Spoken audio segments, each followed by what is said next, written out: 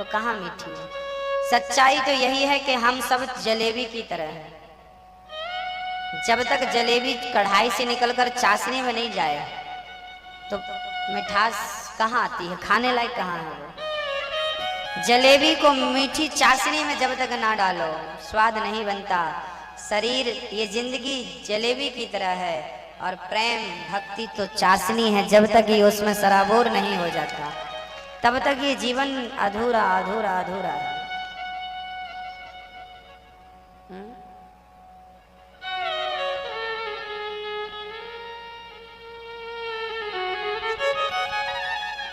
गाय दूध देती है कि नहीं देती है?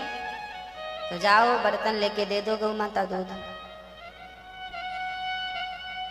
गाय दूध देती नहीं है, दूध को दोहना पड़ता है। यदि दोहेंगे तो दूध पाएंगे। बस ईश्वर दर्शन देता नहीं है, उस दर्शन के काबिल बनना पड़ता है, हमें भक्ति करना पड़ती है तब वो दर्शन देते हैं, हमें योग्य समझते हैं। अभी हम अयोग्य, उद्धव जी अयोग्य थे, योग्य बनाने गोपियों के भी। याद रखना मेरी माँ, प्रेमियों के बीच में रहना शुरू कर दो, अपने आप प्रेम का रंग चढ़ जाएगा, गोविंद के चरणों का रंग। उद्धव जैसे ज्ञानियों को भी भगवान ने गोपियों के प्रेम की नगरी में भेजा कि नहीं, क्योंकि वहां गोपियों का प्रेम था। प्रेमियों के बीच में बैठोगे तो कृष्ण प्रेम की चर्चा होगी, गंजेड़ियों के बीच में बैठोगी तो गांजा की कली की चर्चा होगी, शराबियों के बीच में बैठोगी तो शराब की चर्चा होगी। संगत जैसी होगी रंगत तो वैसे ही चढ़ेगी। गुलाल का वो आज होली है ना, रंग कोई भी ले लो, हरा लाल पीला नीला, ये रंग इतने हमें नहीं रंगाते जितना प्रेम का रंग, बुराइयों का रंग हमें लग जाता है। यदि होली खेलनी ही है तो कृष्ण के प्रेम के रंग में होली खेलो। जो रंग एक बार लगे तो फिर कभी छुटाना ना पड़े। हम लोगों को तो गुलाल लगा देता है कोई, आपको तो आप जाके नहा लेते हो, छोड़ छुड़ा के आ जाते हो। हम तो चाहते हैं कि ऐसा रंग लगे इस होली में कि जीवन में कभी ना छूटे, 7 जन्म ना छूटे। वो रंग कौन सा है? कौन सा रंग?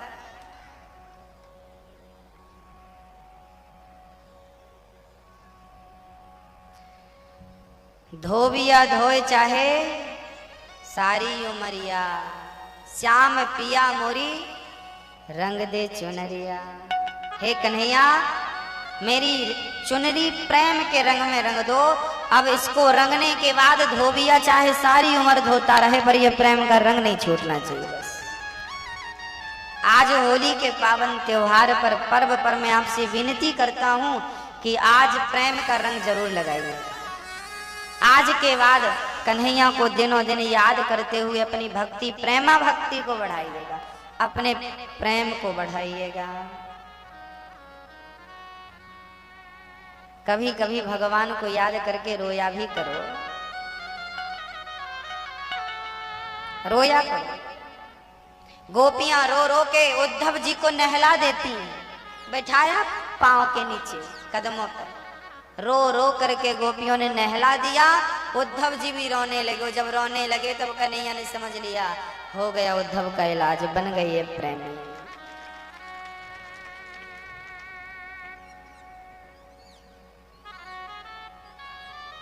वापिस आए, अरे कन्हैया हाल बेहाल था उद्धव जी का, बाल बिखरे थे, ब्रज रज में लौट रहे थे। ब्रज रज में ना, जीवन में वृंदावन जरूर जाना मेरी माँ, वहां की रज ब्रह्म की रज है। मेरे कभी उसी रज में, अब देखो आज यहाँ भागवत पूरी हो जाएगी, आज के 1 साल बाद भी आप इस जगह को देखोगे ना तो यही कहोगे यहाँ के एक बार भागवत हुई थी यहाँ पर। 2 साल बाद भी देखोगे तो इस जगह को देखो क्या याद आएगा? याद आएगी ना। यदि इस जगह को देख के आपको भागवत याद आनी है 1 साल तक, 2 साल तक,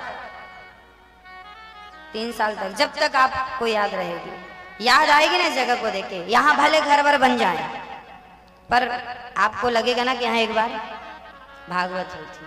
यहाँ भागवत हुई थी तो ये भूमि पवित्र हो गई। जहाँ स्वयं भगवान प्रकट होकर अपने चरण रखे होंगे वो रज कितनी पवित्र होगी। उसी रज को तो ब्रह्म रज कहते हैं, ब्रज कहते हैं।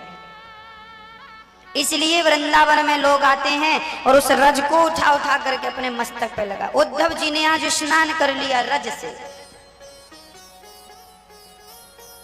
लोट पोट करके गए। कन्हैया तुम बड़े निर्दयी हो, निष्ठुर हो, निर्मोही हो। कन्हैया बोले क्या कह रहे हो उद्धव? जब गए थे तब तो कह रहे थे तुम बड़े मोही हो, अब कह रहे हो निर्मोही हो। अरे कन्हैया तुमसे प्रेम गोपियां कितना करती हैं, कोई नहीं है तुम्हारा उनके सिवा। कन्हैया इस सृष्टि में कोई तुमसे इतना प्रेम नहीं करता जितना वो करती है। चलो एक बार मिल लो उनसे, मिलते क्यों नहीं, क्यों रुलाते हो, क्यों तड़पाते हो? तब कन्हैया अपने हृदय में अपनी गोपियों का, अपनी यशोदा का दर्शन कराते हैं। उद्धव जी दंग रह गए। उन्हें लग रहा था कि कृष्ण राधा से अलग है, पर भक्तों जैसे मिश्री को कभी मिठास से अलग नहीं किया जा सकता, ऐसे राधा को कृष्ण से कोई अलग कैसे कर सकता? हो ही नहीं सकता, संभव ही नहीं। राधा और कृष्ण ये दो नहीं है, नाम दो है, रूप दो है, तत्व तो एक, दो नहीं है, एक।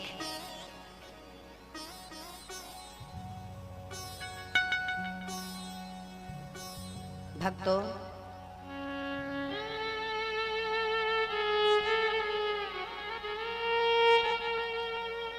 इस प्रेम को उद्धव जी ने हृदय से लगाया। भगवान का रुक्मणी जी से विवाह हुआ। रुक्मणी जी के पुत्र हुए हैं प्रद्युम्न। प्रद्युम्न का हरण सम्रासुर ने किया। रति से विवाह करके प्रद्युम्न जी वापस आए। भगवान का दूसरा विवाह हुआ है जामवंत की बेटी जाम्बवती से। आसीत् सत्राजितः सूर्यो भक्तस्य परमः सखा प्रीतस्तस्मै मणिं प्रादात् सूर्यस्तुष्ट्यः स्यमन्तिकम्। द्वारिका में एक सूर्य भगवान के भक्त रहते थे। एक दिन सूर्य भगवान ने उन्हें एक मणि दे दी। सत्रजित जी मणि लेकर के खुश हो गए। एक दिन वो मणि भगवान ने मांगी पर सत्रजित ने नहीं। एक दिन वो मणि उनका भाई प्रसेन पहन के जंगल चला गया। जंगल में बब्बर शेर ने प्रसेन को मार दिया। शेर को जामवंत जी ने मारकर वो मणि अपनी पुत्री को आपने दे दी। अब सत्रजित ने कहा कि मैंने, कृष्ण ने मणि मांगी थी, मैंने नहीं दी, लगता है कृष्ण ने मेरे भाई को मारकर मणि चुरा ली। भगवान को कलंक लगा दिया। कलंक कभी कभी झूठा कलंक लगता है, किसी किसी को लग जाता है। कभी कभी हमने गलत नहीं किया, चोरी नहीं करी, फिर भी चोरी का कलंक लग जाता है।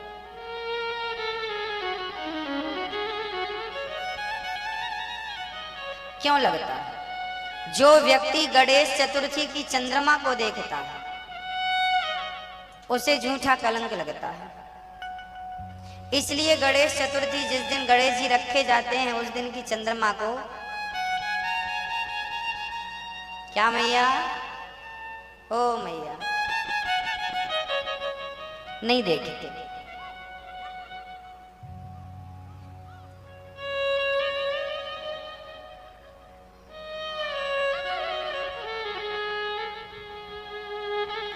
एक दिन भगवान ने देख लिया चंद्रमा को,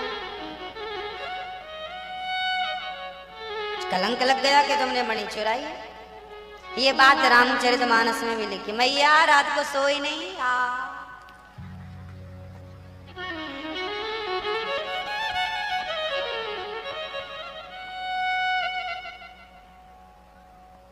जो आपन चाहे कल्याणा सुजसु सुमति शुभ गति सुख नाना। सो पर नार लार गोसाई, तजऊ चौथ के चंद्र की नाई। जो अपना कल्याण चाहता है, स्त्री चाहती है कल्याण तो पुरुष को ना देखे पर पुरुष को, जो स्त्री अपना कल्याण चाहती है वो पर पुरुष को ना देखे, जो पुरुष अपना कल्याण चाहता है पर स्त्री को ना देखे। एक सज्जन बोले तो गुरुजी फिर आंखों में पट्टी बांध लें हम? भाई देखना तो हो ही जाता है, फिर क्या करें? बोले देखना गलत नहीं है, बस देखने का नजरिया बढ़िया होना चाहिए। कैसा हो? बोले आपसे उम्र में कोई बड़ी स्त्री है उम्र से, उसे देखना चाहिए, पर कैसे? बोले अपनी माँ को देखते हो जैसे। आपके बराबर की कोई स्त्री है उम्र में, उसे भी देखो कैसे? अपनी बहन को देखते हो जैसे। छोटी है उसे भी देखो कैसे? अपनी पुत्री को देखते हो जैसे। संसार बुरा नहीं है, लोग कहते हैं जमाना बुरा है। अब ये बताओ कि जमाना आप से है कि आप जमाने से? जमाने से आप हैं कि आपसे जमाना है? बोलो मैया, ओ मैया बोलो, किससे कौन है? हाँ? जमाने से आप हो कि आपसे जमाना है? हाँ बोलो।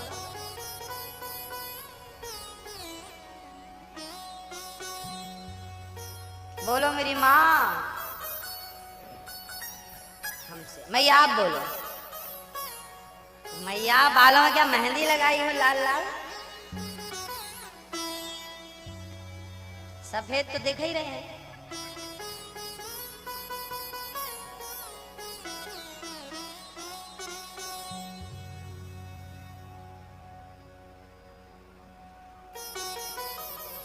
हमसे जमाना है, जमाने से हम। लोग कहते हैं जमाना खराब है। भैया जी जमाना को बनाया भी आपने है। आप अच्छे हैं तो जमाना भी अच्छा है, आप बुरे हैं तो जमाना बुरा है। हमसे जमाना, जैसे जमाना बनाओगे बन जाएगा। हम अच्छे तो जमाना। हम हर लड़की का, हर बहन का, हर बेटी का सम्मान करें, अच्छे से रहें, अच्छे से प्यार मोहब्बत से रहें, प्यार करें, तो बताओ जमाना अच्छा है? घर परिवार भी हमारा बहुत अच्छा, हमारे घर में सब अच्छे हैं। कब अच्छे होंगे? जब हम अच्छे हैं। हम बुरे, तुम बुरे, तुम बुरे। कई लोगों की आदत होती है वो लोगों की बुराइयां ज्यादा देखते। जो व्यक्ति दूसरों की बुराइयां देखता है समझ लेना कि ये स्वयं बुरा है। जब तक आप दूसरों को बुरा कह रहे हैं तब तक आप बुरे हैं। जब दुनिया आपको अच्छी लगने लगे, कोई बुराई ना दिखे किसी में, समझ लेना कि उस दिन आप अच्छे हो गए।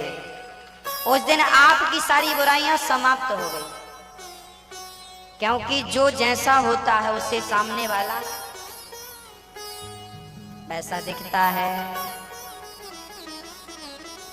सही है मैया जी? इसलिए हमें ना दुनिया, एक सज्जन बोले कि पूरी पीतम्बर में लाल रंग पोत दो। बताओ संभव है? सारे घरों में लाल कर दो, भैंसों को भी लाल कर दो।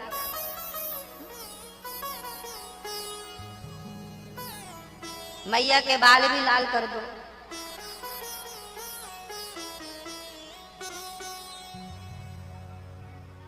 खेत की मिट्टी भी लाल कर दो। ये गेहूं लगी है इसमें भी लाल कर दो। अब बताओ संभव है? संभव है। एक उपाय है मेरे पास। क्या? बोले तुम्हें सब कुछ लाल लाल देखना है तो दुनिया को लाल करने की जरूरत नहीं है, चश्मा लगा लो लाल कलर का, फिर तुम्हें जो दिखेगा वो क्या दिखेगा?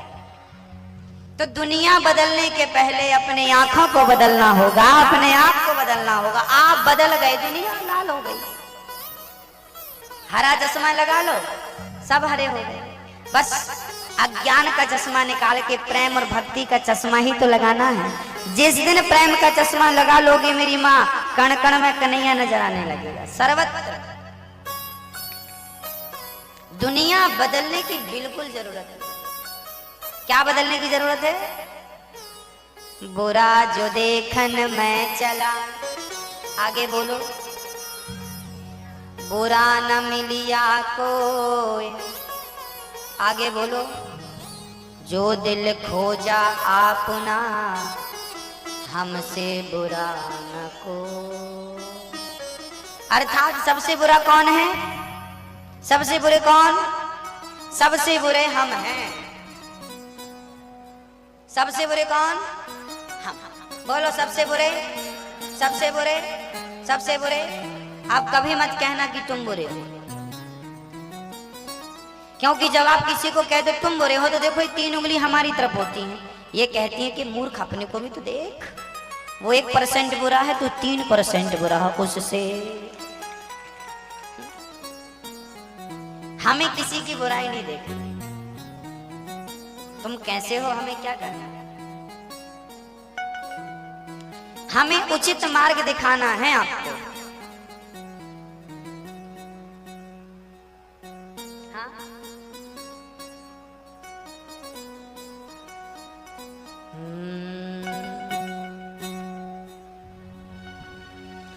भगवान को कलंक लगा, क्योंकि भगवान ने गणेश चतुर्थी की, जो आपन चाहे कल्याणा, सो जस सुमति शुभ गति सुख नाना नाना।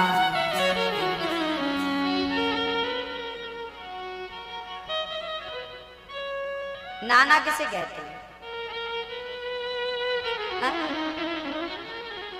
नाना ना ना ऐसे कहते हैं ना। लड़के का बेटा, आपके बेटे का बेटा आपको क्या कहता है? बाबा। मतलब नाती कह रहा है बढ़ऊ बाबा बनो, बाबा बाबा बाबा बन जाओ, बाबा। फिर लड़की का छोरा आता है, ना ना ना ना बनना मत वो रोक देता है, ना ना। लड़के का छोरा कहता है बाबा बनो, भजन करो, बाबा बाबा बाबा, नाना नाना नाना। दादाजी कंफ्यूज हैं, क्या करें। चलो ठीक है, बोलो राधे राधे। होली के रसिया की जय।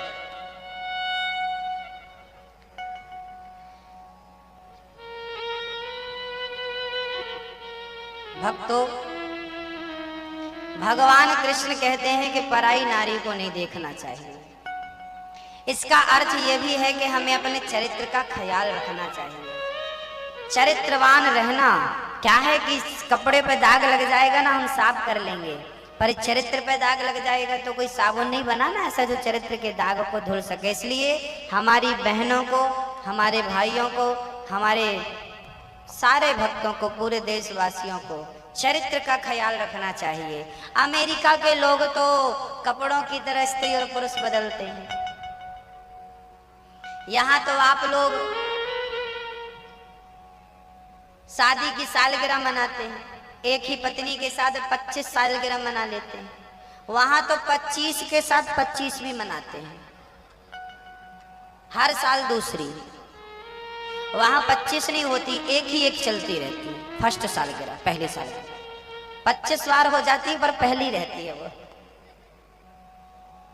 तो ये विदेशों में चलता है, अमेरिका जैसे यूरोप के जितने भी कंट्रीज हैं सब में चलता है। भारत जो है,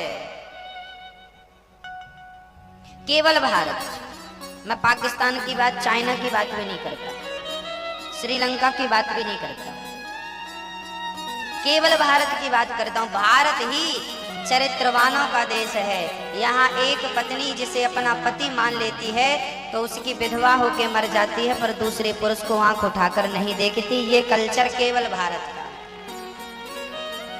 ये मर्यादाएं केवल भारत में है। इस मिट्टी में ये मर्यादाएं हैं और दूसरी मिट्टी में नहीं है। इसलिए ये मर्यादाओं के कारण आप विश्व गुरु हैं।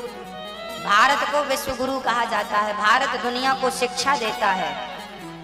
तो आप श्रेष्ठ हैं, अपने आप को श्रेष्ठ बना के रखिए, मेंटेन करके रखिए, गिर ना जाइए चरित्र से। बच्चों को भी चरित्र की शिक्षा देनी चाहिए। माँ बाप, आजकल के माँ बाप बिल्कुल शिक्षा नहीं देते बच्चों को। आज हमारे बच्चे बिगड़ते जा रहे हैं। आजकल बच्चों को ना प्रेम हो जाता, क्या हो जाता? मैया, ओ मैया, सुन लो मेरी माँ, फूल तोड़ रही हो कि फूल में घुस गई? ध्यान यहां लगाओ।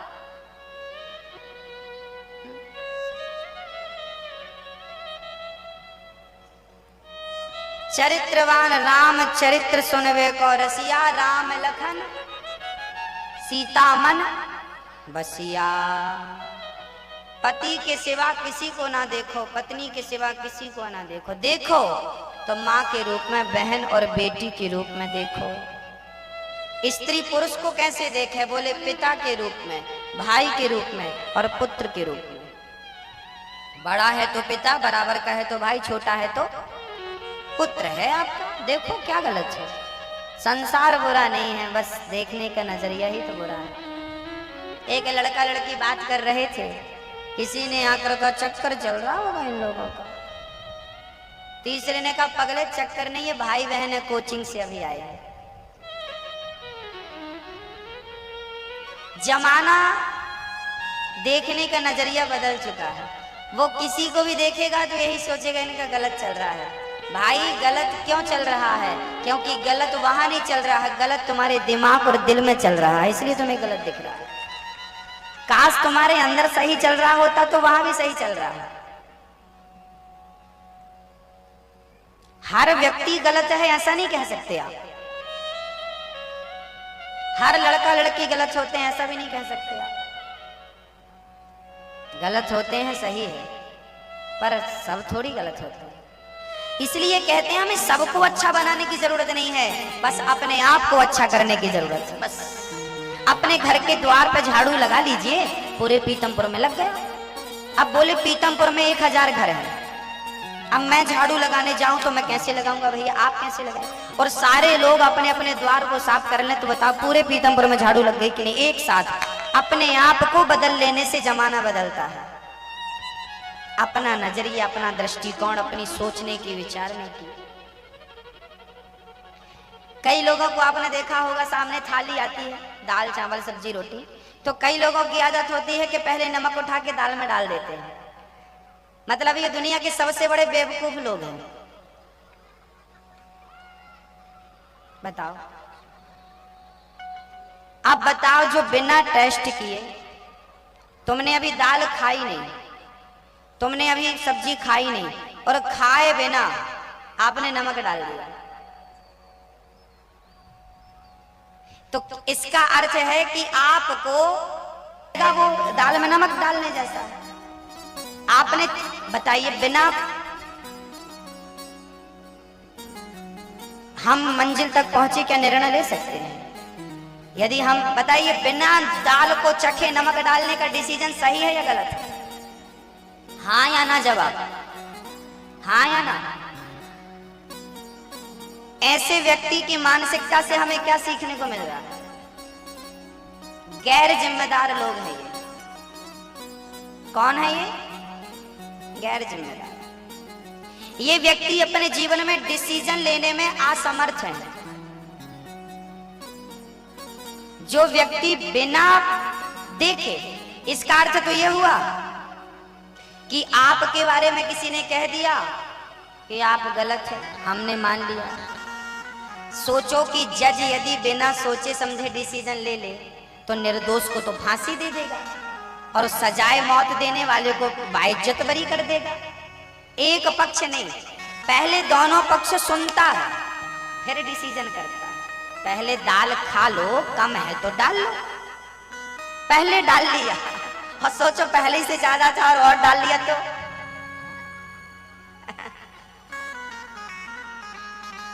ये आपकी मानसिकता को दर्शाता है कि आप कितने बुद्धिमान हैं और कितने मूर्ख हैं।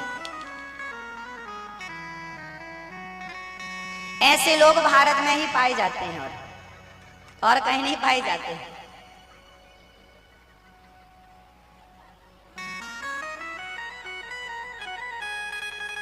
हाँ,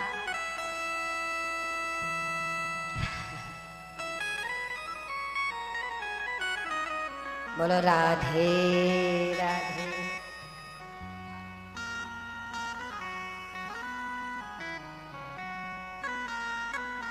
जीवन में निर्णय लेने की क्षमता होनी चाहिए, डिसीजन लेने की क्षमता। जो डिसीजन लेता है, चाहे वो पत्नी हो चाहे वो पति हो, जिसके अंदर डिसीजन लेने की क्षमता आ गई, वो व्यक्ति सफल हो गया, बाकी नहीं रहा, हो गया।